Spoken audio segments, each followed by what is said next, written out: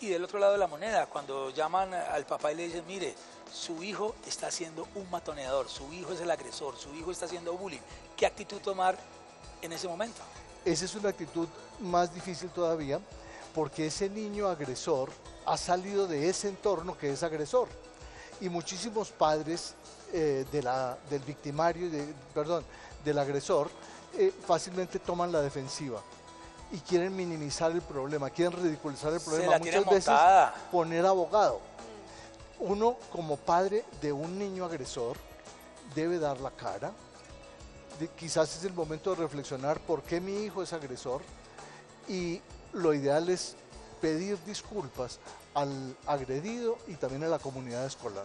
Hay una película que yo le recomiendo que es tipo documental también, que se llama A Girl Like Her, una chica como ella, y es muy buena porque ponen en tela de juicio las dos caras de la moneda, la niña acosada y la niña que la acosa, y por qué, y uno ahí entra como a entender un poco a la acosadora, el por qué se comporta de esa manera, porque en casa la tratan de una manera terrible. Ahora, el niño, ¿qué debe hacer si es maltratado? Se debe defender, porque a veces los papás les dicen, en el caso de que sean hombrecitos, defiéndase, claro, si no lo atacan, ataque. ¿Cómo la ¿Esa debe ser la reacción del niño? Para nada. Realmente la violencia engendra más violencia. Pero el niño tampoco debe ser un individuo pasivo, porque si no el problema va a continuar y la dimensión va a ser mayor. Ese niño pues debe hablar con sus padres deben hablar con la comunidad escolar. Ahora existen comités de convivencia en los colegios.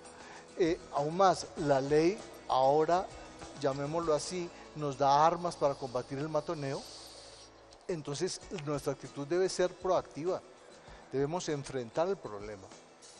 Por ejemplo, es muy frecuente que el niño matoneado, los padres digan, cambiémoslo de colegio. Por ejemplo, también, sí. Es una ¿Es solución una buena inmediata. decisión? No, fatal, eso es huir. ¿Sí? Realmente quien debería cambiar de colegio debería ser el agresor, no el agredido.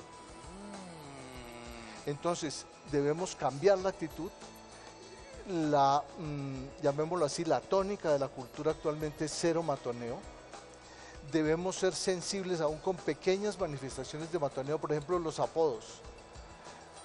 No creamos que los apodos nacen del cariño, la mayoría de los apodos nacen de la burla. Y entonces, ¿qué pasa?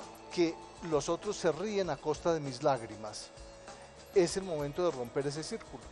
Mi doctor Francisco, el bullying es penalizado, pero como estamos hablando en este momento de situaciones con los pequeños, con los menores, ¿qué posición tiene que adoptar el colegio, las directivas, ante un caso de matoneo? Digamos, hay una cultura escolar. Por lo tanto, los directivos, los profesores, deben crear esa conciencia, esa sensibilidad de que el matoneo no va a ser bien visto en este colegio. Cero tolerancia. Sentar un precedente. Exactamente. ¿Usted es de Ibagué? Yo soy ibaguereño. ¿Usted es ibaguereño? ¿Hay diferencias entre el bullying y los niveles de bullying entre ciudades pequeñas como Ibagué, Palmira, qué sé yo, ciudades intermedias, a las grandes ciudades como Bogotá? ¿Se nota una diferencia o el efecto es el mismo? El efecto de globalización realmente llega hasta esos puntos. Por ejemplo, aún en una población pequeña hay gente que es capaz de hacer ciberacoso. Por ejemplo. Porque cualquiera puede entrar en la red. Y además de eso, la red les da una falsa sensación de que van a ser anónimos, que pueden hacerlo, llamémoslo así, escondidos tras una cuenta. ¿Qué deben hacer los compañeritos de clase si se dan cuenta que están montándosela a uno en específico? Tal vez si ese pequeño le cuenta a su papá, a su mamá, si vieras cómo están molestando a Pepita, ¿cuál debe ser el consejo de padre de familia hacia ese niño que es compañero de un acosado, para que no pase como lo que sucedió hace poco en Medellín? A esta niña que le cortaron el pelo, que le estaban mechoneando, y los demás niños grabando no hacían nada. Una de las niñas fue a tratar de ayudar y terminaron apuñaleándola. ¿Para dónde vamos? ¿Qué deben hacer los mismos menores de edad en ese caso? Tú tocas el punto clave. Es una periodista seria, hombre. Es una periodista seria. ¿Por qué razón? Digamos, existe agresor, agredido, pero también existen espectadores, ¿sí? Puede que no seamos cómplices directos, pero nuestra actitud pasiva ya es complicidad. Claro. Y se sabe que lo más efectivo es que los espectadores estén empoderados y por lo tanto rechacen públicamente ese maltrato.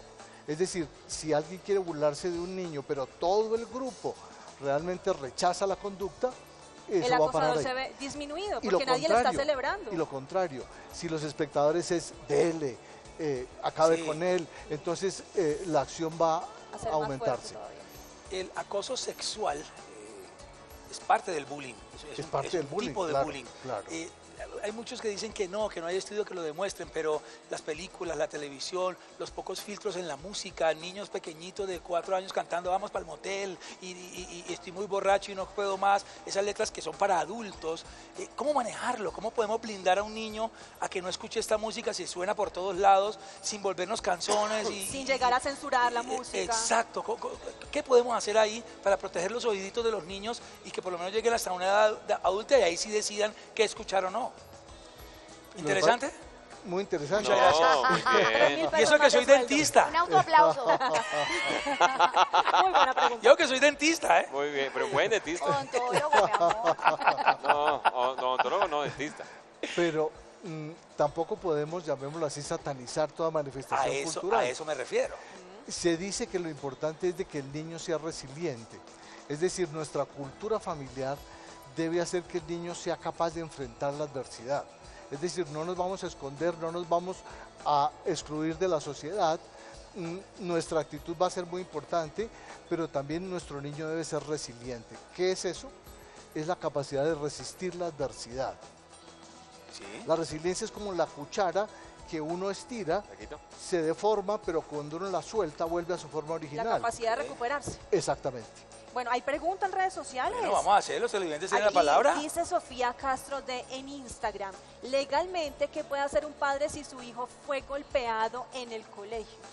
Porque es que las leñas para los menores son blandas. Claro. Entonces ahí queda uno... Porque el responsable es el padre. Exactamente.